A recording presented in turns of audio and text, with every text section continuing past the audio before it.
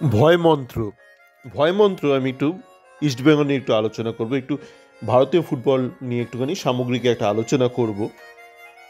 ভয় মন্ত্র বলছি মানে কি করে ভয় একটা প্রধান একটা কারণ আমাদের পিছিয়ে থাকা। আপনি তো নিশ্চয়ই এটা মানবেন যে আপনি পিছিয়ে আছেন ফুটবলে, চূড়ান্ত পিছিয়ে আছেন। মানে এটা আপনার কিন্তু জীবনে এগোনোর প্রথম শর্ত, যে আপনাকে জানতে হবে আপনি কোথায় দাঁড়িয়ে আছেন, ভীষণ পিছিয়ে আছেন। এটা আগে মানুন, নয়তো আপনি ওই আলাদাই জগতে বিচরণ করবেন মাতালের মতন। তো মন্ত্র মানে মানে টোটকা আমি বলতে চাইছি কিভাবে এখান থেকে অতিক্রম করা যায়। আমি খুব বেশি টেকনিক্যাল ডিটেলসে যাব না, একটা এই ভয়ের ব্যাপারটা নিয়ে এখানে আলোচনা করব। ফুটবল নিয়ে অনেক আলোচনা তো হয়েছেই। দেখুন, আমরা দুটো কথা বলি যে attitude and aptitude. Attitude and aptitude, যে এর হয়তো অ্যাটিটিউড নেই, এর হয়তো অ্যাপটিটিউড নেই, এর হয়তো দুটোই নেই। আমাদের যেমন ইস্টবেঙ্গলের যিনি কোচ আছেন, তার অ্যাটিটিউড অ্যাপটিটিউড দুটোই নেই। এবার কেন নেই, দুটো কেন নেই? দেখুন, অ্যাটিটিউড আর অ্যাপটিটিউড আমরা অনেক সময় আলাদা আলাদা করে দেখি, কিন্তু এর মাঝে একটা যোগসূত্র থাকে। সেটা হচ্ছে ভয় ফ্যাক্টরটা। যে কিছু একটা নতুন কিছু শিখতে যাব বা শিখতে হবে, সে শিখতে অনেকে ভয় পায়। এবং ভয়টা কীভাবে মানুষকে পিছিয়ে রাখে তার একটা উদাহরণ দিই। আমি আমার ব্যক্তিগত কর্মজগৎ থেকে কিছু অভিজ্ঞতা এখানে একটুখানি শেয়ার করব, কেননা আমার মনে হয় সেগুলো প্রাসঙ্গিক। সমস্ত মানুষের ক্ষেত্রে প্রাসঙ্গিক, ইস্টবেঙ্গলের ক্ষেত্রে অবশ্যই প্রাসঙ্গিক। আপনারা দেখেছেন আজকে ইস্টবেঙ্গল হংকংয়ের সাথে কেমন যাচ্ছে তাই খেলেছে। হংকংয়ের যে টিমটা, সেই টিমটা কিন্তু মানে একদম এলেবেলে কিছু ওই ময়দানে যে খেপ খেলে না, কিছু ওই আফ্রিকান প্লেয়ার, সেরকম কিছু প্লেয়ার নিয়ে তৈরি। সেই টিমের কাছেই নাজেহাল হলো ভারতীয় টিম। এবং ওদের কোচ কে ছিল? ওয়েস্টউড। এবং আমার এখনও মনে আছে, ওয়েস্টউড যে বছর প্রথম এলো ভারতবর্ষে বেঙ্গালুরুর কোচ হয়ে, এবং ওয়েস্টউড কিন্তু প্রথম বছরই চ্যাম্পিয়ন করেছিল বেঙ্গালুরুকে। এবং বেঙ্গালুরু, তখন আমি ওই ব্যাঙ্গালোরে থাকতাম কর্মসূত্রে, ঠিক সেই বছরই থাকতাম। এবং আমার এখনও মনে আছে, আমি মাঠে গিয়েছিলাম ইস্টবেঙ্গলের খেলাটা দেখতে, এবং ইস্টবেঙ্গল 2-0 গোলে জিতেছিল। মনে আছে আমার এখন, মোগা খেলতো আর চিড্ডি খেলতো।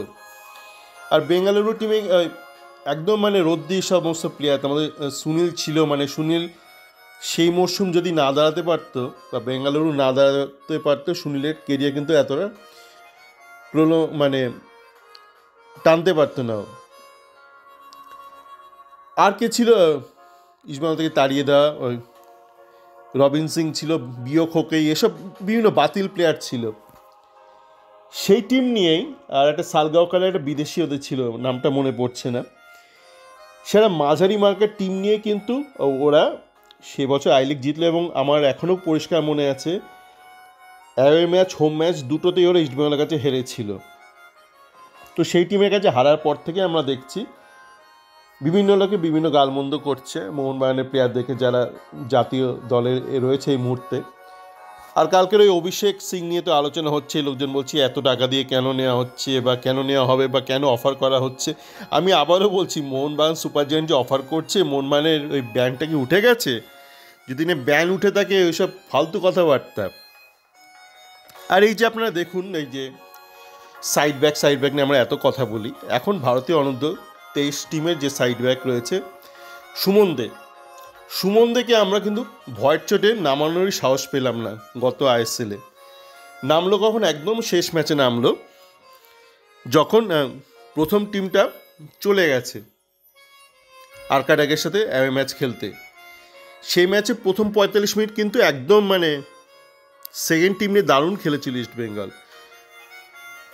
দারুণ মানে বলবো না, দাপিয়ে খেলেছিল, কিন্তু মানে কোনো বিদেশি নেই। ওই ক্লেটন একটা বাতিল বিদেশি, একটা বিদেশি নিয়ে নতুন যারা ছেলে, চাকুমান্ডি, তন্ময় দাস, সুমন আর তন্ময় তো খুবই ভালো খেলেছিল।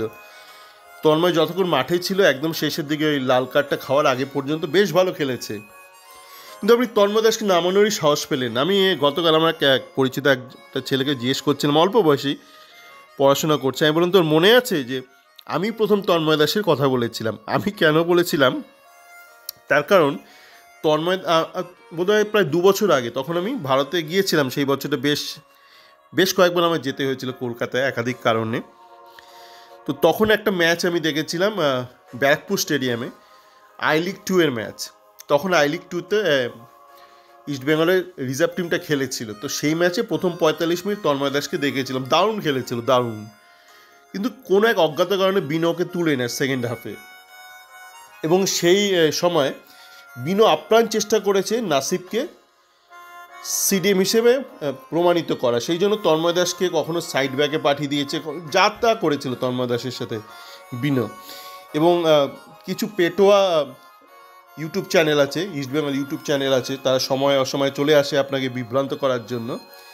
তারা প্রথমে গল্পটা বাজারে ছেড়েছিল, তন্ময় দাস খুব কুড়ে প্লেয়ার, নড়তে চড়তে পারে না, নাসিব নাকি আগামী দিনের ভবিষ্যৎ সিডিএম হিসেবে। লোকে নাচানাচি করেছিল যে কি এরকম অনেক অন্যায় হয়েছে ইস্টবেঙ্গলে। আপনি যে এখন এতটা নিচে, তার কারণ হচ্ছে আপনি প্রচুর অন্যায়কে প্রশ্রয় দিয়েছেন, জ্ঞানত বা অজ্ঞানত। তা আমরা এই অন্যায়ের ব্যাপারে যাচ্ছি না, আমরা যে সাহসের ব্যাপারটা নিয়ে আলোচনা করব। আমি একটা সময় কলকাতায় বেশ অনেকদিন কাজ করেছি। তো তখন ওই মানে একটা ডেপুটেশনের কাজে একটা রিকোয়ারমেন্ট ছিল, আমাকে ব্যাঙ্গালোরে একবার যেতে হয়েছিল আমাদের অফিসে। তো ব্যাঙ্গালোরে যখন যাই, তো তখন দেখলাম মানে আমাদের বিভিন্ন প্রজেক্ট টিম রয়েছে, আমি যেই ফিল্ডে রয়েছি সেখানেই। তারা দেখলাম বিশাল বড় ঘরে বড় বড় স্ক্রিনে, এখন তো নয়, বড় বড় স্ক্রিনটা খুব কমন হয়ে গেছে, মনিটর। তো তখন বিশাল বিশাল স্ক্রিনে লোকজন ঘর অন্ধকার করে কাজ করছে। তো আমি তো ঘাবড়ে যাচ্ছি, আর কলকাতায় আমি একটু অন্যরকম কাজ করতাম। তাই হচ্ছে বাবা এরা কী না কী কাজ করছে, আমি কি পারবো কোনো দিনে এরকম কাজের সুযোগ এলেই করতে পারবো? ভয় ভয় লাগছে সত্যি, মানে বানিয়ে বলছি না, সত্যি ভয় ভয় লাগছিল। তা চলে এসছি। তারপর মাঝে মধ্যে আমার বস আমাকে ধরুন, এটা আমার উপর একটু অতিষ্ঠ হলো, আমাকে অনেক কাজ শিখেছে তিনি, মানে খুবই ভালো, মানে কিন্তু এই মজার মজার কথাগুলো মনে পড়ে। তো বস মাঝে মধ্যে আমার থ্রেট দিত, এই তুই যদি না শুনিস না তোকে কিন্তু আমি পাঠিয়ে দেবো, ব্যাঙ্গালোর পাঠিয়ে দেবো, বম্বে পাঠিয়ে দেবো, দিল্লি পাঠিয়ে দেবো ট্রান্সফার করে। তো ভাবতাম বাবা পাঠিয়ে দিলে কী করে কাজ করবো, ভয় টয় লাগতো। তো তারপর ঘটনাচক্রে যখন আমি একাধিক দেশে গেলাম, প্রথমবার গিয়ে অবশ্যই ভয় লাগছিল, পারবো কি না, কাজ করতে পারবো কি না। তো পরবর্তীকালে যখন সুযোগ এলো তখন ভয়টা কেটে গেল। তো তারপর আমি উপলব্ধি করলাম বা জানতে পারলাম যে ভারতবর্ষে ছাটের কাজ করছিল ওরা, মানে একদম নিম্ন স্তরের কাজ করছিল। কিন্তু এই যে ব্যাপারটা আমাদের একটা ভয়ে কাজ করছিল, ভয়ের চোটে ভাবছিলাম কী হবে না হবে, এরকম একটা ব্যাপার। তো এই অজ্ঞতা থেকে আপনি যে ইন্ট্রোডিউস হচ্ছেন, এক্সপোজড হচ্ছেন না, তার থেকে কিন্তু ভয়টা হয়। এবার ধরুন আমাদের কোচগুলোর ব্যাপারে আসে। আমরা যেসব কোচদের নিয়েছি, বিগত 2জন কোচকে, তারা দুজনেই স্পেনের ব্যক্তি। স্পেন থেকেই তারা মানে ফুটবলটা শিখেছে, কোচিং শিখেছে, কিন্তু তারা একটাও চাকরি পায়নি, স্পেনে চাকরি পায়নি ছাড়ুন, গোটা ইউরোপে একটাও চাকরি পায়নি। এবং কোনো প্রতিষ্ঠিত দেশে, মানে এশিয়ারও কোনো প্রতিষ্ঠিত দেশে ওরা কিন্তু চাকরি পায়নি। হ্যাঁ, মানে বাড়িয়ে বলছি না, মানে শূন্য, নাম্বারটা একদম 0। তো আমি যখন বিভিন্ন দেশে কাজ করেছি তখন অনেক দেশের কাজের ধরুন অফার পেয়েও আমি জয়েন করতে পারিনি, এই জন্য যে সেই দেশের যে ওয়ার্ক পারমিটের নিয়মের জন্য তো আমি পারিনি। অনেক ক্ষেত্রে সেই দেশের কোম্পানিকে প্রমাণ করতে হয় যে সেই দেশের সকল স্থানীয় ব্যক্তির থেকেও আমি বেশি যোগ্য, বা স্থানীয় জব মার্কেটে কোনো লোক নেই, এরকম বিভিন্ন নিয়মের গ্যারাকল আছে। আর আমরা এমন কোচদের ধরে এনেছি যারা নিজের দেশেই চাকরি পায়নি, যেখানে আমি একাধিক দেশে কাজ করলেও এরকম অনেক ক্ষেত্র হয়েছে, মানে আমি কোম্পানি নিতে চেয়েছি, আমি জয়েন করতে পারিনি এই ওয়ার্ক পারমিটের জন্য। আর এখানে আপনি দেখুন, এই ব্যক্তিরা জীবনে একবারও চাকরি পায়নি নিজের দেশে, বা নিজের কন্টিনেন্টে পায়নি, বা কোনো উন্নত দেশে পায়নি। তো সেই ব্যক্তি তারা ভয় পাবেই। এই যে আমি এখন এদের এত হ্যাটা করছি বা হেও করছি, কেন করছি? ওই যে আমি যদি প্রথমে আমি থাকতাম, যে আমি তখন কলকাতাতেই শুধু কাজ করেছিলাম, তা আমার মনে হয় ভয়টা থাকতো আমি পারবো না, আমার মনে ভয়টা তো ছিল, কিন্তু ভয়টা দূর হলো কী করে? এক্সপোজারের পর, যখন আমার মধ্যে একটা কাজের অভিজ্ঞতা এলো। তো এই লোকগুলো তো অভিজ্ঞতা নেই, এদের কাছে আইএসএলটাই মানে ওয়ার্ল্ড কাপ, এদের কাছে জীবনের সবচেয়ে বড় প্রাপ্তি বা জীবনের peak point, career peak point হচ্ছে আইএসএল। তাই এরা তো ভয় পায়, তাই এরা সুমন থেকে 1 মিনিটের জন্য নামাতেও ভয় পায়। কী হবে মশাই নামালে? মানে ইস্টবেঙ্গল কি 10 গোল খাবে? আমার শুধু একটাই ভয় আছে, মোহনবাগান ম্যাচে যেন 5 গোল না খায়। তাছাড়া আপনি পাঞ্জাবের কাছে 5 গোল খান কি 6 গোল খান, আর একসাথে তো কেউ 6টা গোল পুড়ে দেবে না। আজকে ধরুন আপনি সাইড ব্যাকে নামালেন সুমন দেখে, সুমন দেখি মানে 6 মিনিটের মধ্যে 6 গোল খাইয়ে দেবে আপনাকে? তা তো নয়, আপনি তুলে নেবেন। আপনি যদি সুমন দেখে নামান, সুমন দে যদি খেলতে না পারে 10 মিনিটের মধ্যে তুলে নেবেন। তন্ময় দাসকে নামালেন, খেলতে না পারলে 5 মিনিটের মধ্যে তুলে নেবেন। 5 মিনিটের মধ্যে কটা গোল খেতে পারে ইস্টবেঙ্গল? কটা গোল খেতে পারে ইস্টবেঙ্গল? এই লজিক্যাল মাইন্ডটাই এদের নেই, এই অভিজ্ঞতাটা নেই বলে এত ভয় এদের। বিবেকানন্দ বলেছে না, ভয় আপনার থাকবেই জীবনে। কার ভয় থাকে না? এক শিশুর থাকে না, এক মাতালের থাকে না। আপনি একটা বাঘের খাঁচারা মাতালকে ঢুকিয়ে দেবেন, হয়েছিল তো কলকাতায়, মাতাল ঢুকে মারাও গিয়েছিল বাঘের থাবায়। এক মাতাল যার হুঁশ নেই তার ভয় নেই, আর একটা শিশুকে আপনি ঢুকিয়ে দেবেন একটা সিংহের খাঁচা, দেবেন দাঁত কেলাচ্ছে শিশুটা, ভয় কি তার বোঝার বোধটুকু নেই। তো বিবেকানন্দ কি বলেছে? ভয় থাকবে, কিন্তু তোমাকে ভয়টা অতিক্রম করতে হবে। কিন্তু অতিক্রম আপনি কিভাবে করবেন? মানে মুখে হয় না, এই অভিজ্ঞতা ছাড়া আপনি ভয়কে জয় করতে পারবেন না। এর তো অভিজ্ঞতাই নেই। যে ব্যক্তিগুলো আপনারা ধরে এনেছেন, অস্কারকে ধরে এনেছেন, তার আগে কোয়াদ্রাত, এর তো অভিজ্ঞতাই নেই, এদের ভয়টা দূর হবে কি করে? মানে আমার টোটকা শুনে দূর হবে না, এই টোটকাটা ওদের জন্য নয়, এই টোটকাটা হচ্ছে তাদের জন্য যারা জানে না কাকে কোচ নির্বাচন করতে হবে।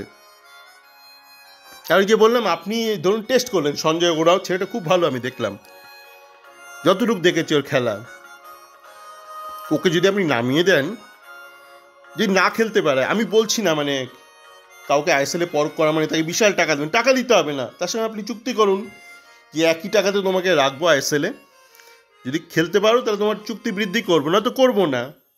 আপনি তো ভয়ে মরছেন মশাই, আর ভয়ে মরছেন এই কারণে যে আপনার মধ্যে ওই অ্যাটিটিউড কোনোটাই নেই।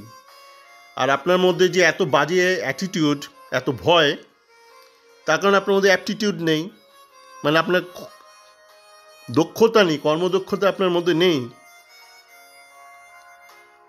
তো এইগুলো যদি মাথায় রেখে এগোয়, তাহলে কিন্তু আপনি প্রচুর প্লেয়ার তৈরি করতে পারেন, প্রচুর প্লেয়ার তুলতে পারবেন। আর ভয় নেই যে অভিষেক, আমি গ্যারান্টি দিচ্ছি ইস্টবেঙ্গল অভিষেককেও যদি নেয়, মেহতাবকেও যদি নেয়, বেকেকেও যদি নেয়, যে 3টে প্লেয়ারকে নেয় ইস্টবেঙ্গল, যে কোনো কারণে হতেই পারে, মোহনবাগান সুপার জায়ান্টের ব্যান্ড রয়েছে, হয়তো অফারই করতে পারলো না, তবুও ইস্টবেঙ্গল বাজে রেজাল্ট করবে যদি না ভয়টা অতিক্রম করে। চলে ভালো থাকবেন।